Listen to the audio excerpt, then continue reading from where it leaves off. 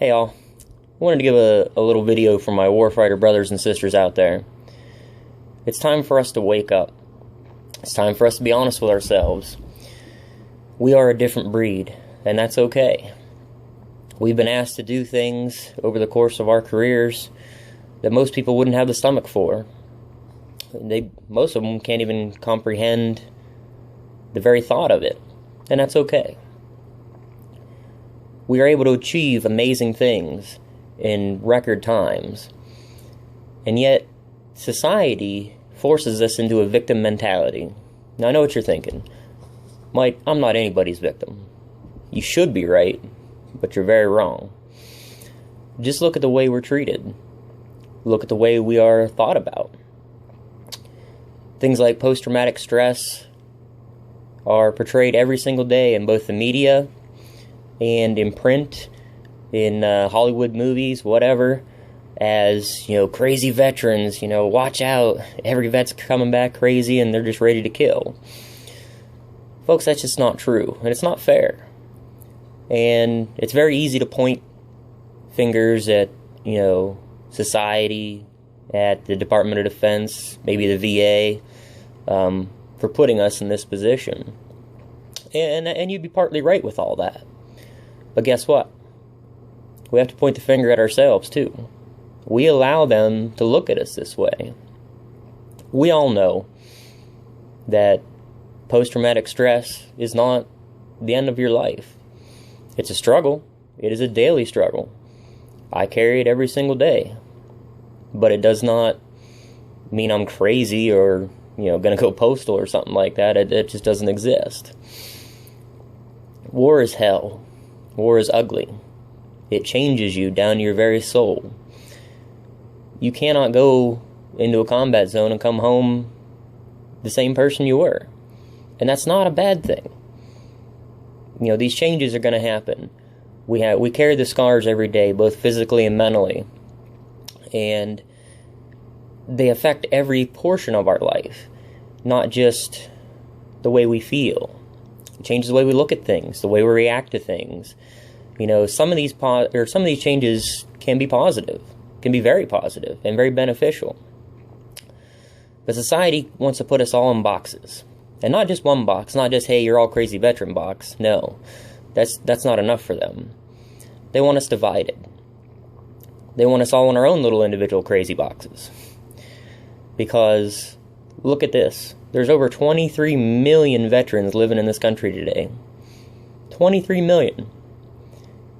If we were ever to unite and speak our minds with one voice, one body, we'd change the world.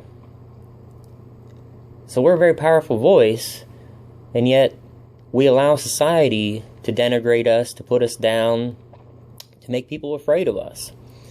And beyond that, we do it to ourselves. We all joke around, Navy this, Army that, Marines this, Air Force that. We all know the jokes, and it's fun.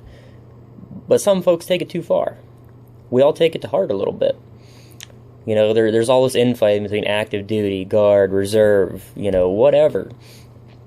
We don't respect each other like we should. In society, that's exactly what they want. Keep us separate. Take a look at what a group of veterans can do. Look at D-Day. The plan was insane. Absolutely, it should never have worked. A bunch of guys charging out of boats through water, running up a beach against heavily fortified and entrenched enemy. It's crazy talk. But the Warfighters did it. Against all odds, against fear, in the face of certain death.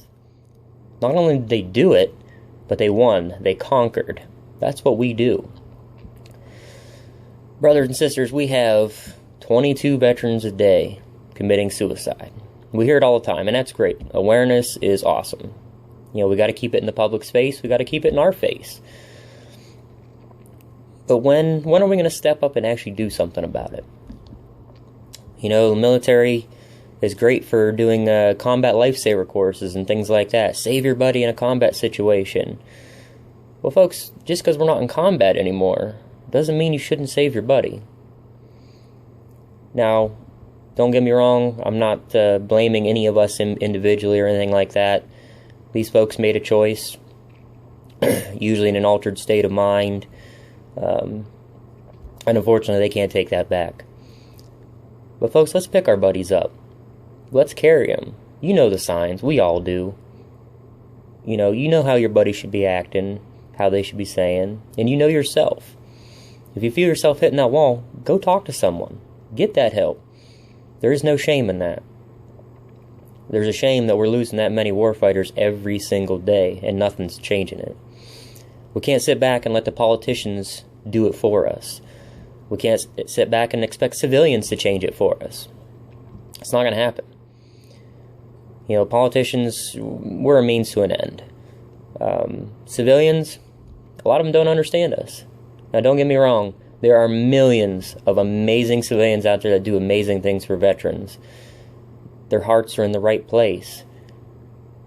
But it's up to us. If we want something done, we got to do it ourselves. Pick your buddy up. Let's put an end to this.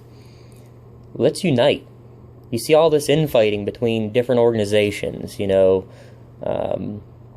I'm not even going to name examples, but, the veterans-ran organizations or veteran-ran businesses bad-mouthing each other, fighting back and forth over the same thing. Folks, if we spend all day pissing on each other's boots, the only thing it ends up is we all end up with wet, stinky boots. Let's work together. Unite as one. One body, one fight, one voice. Folks, I'm just a nobody. I'm just venting here a little bit. But step up and do something. Check out the Warfighter Rights Movement.